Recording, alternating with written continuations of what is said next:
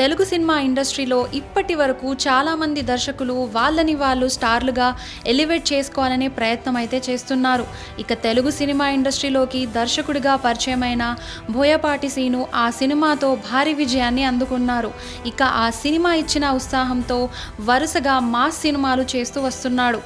బాలయ్య బాబుతో చేసిన సింహ, లెజెండ్, అఖండ లాంటి సినిమాలు అతనికి గొప్ప గుర్తింపును సంపాదించి పెట్టాయి. మరి ఇలాంటి సందర్భంలోనే ఆయన ఇప్పుడు బాలయ్య బాబుతో అఖండ 2 సినిమా చేస్తున్నారు. అయితే బోయపాటి సీను సినిమాలని ఒకే టెంప్లెట్లో ఉంటాయని, మాస్ ప్రేక్షకులకు మాత్రమే ఆకర్షిస్తూ ఉంటాయని చాలామంది చెబుతుంటారు. అయితే ఆయన సినిమాల్లో ఫైట్స్ హైలైట్గా నిలుస్తున్నాయని చెప్పడంలో ఎంత మాత్రం అతిశయోక్తి లేదు. ఇక రీసెంట్గా బాలయ్య బాబు హోస్ట్గా చేస్తున్న అన్స్టాపబుల్ షోకి సందీప్ రెడ్డి వంగ గెస్ట్గా వచ్చినప్పుడు బోయపాటి గురించి తన అభిప్రాయాన్ని చెప్పమని సందీప్ని అడగగా, బోయపాటి సినిమాలు బాగుంటాయి కానీ అన్ని సినిమా ఫైట్లు టెంపుల్లోనే ఉంటాయంటూ నవ్వాడు.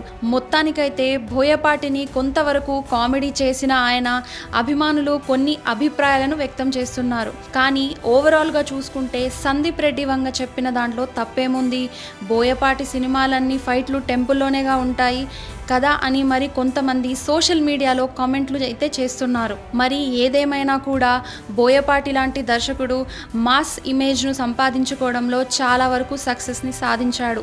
ఇక అల్లు అర్జున్ లాంటి హీరోలకి సరైనోడు లాంటి సూపర్ సక్సెస్ను కట్టబెట్టిన ఆయన స్టార్ హీరోగా మార్చాడు.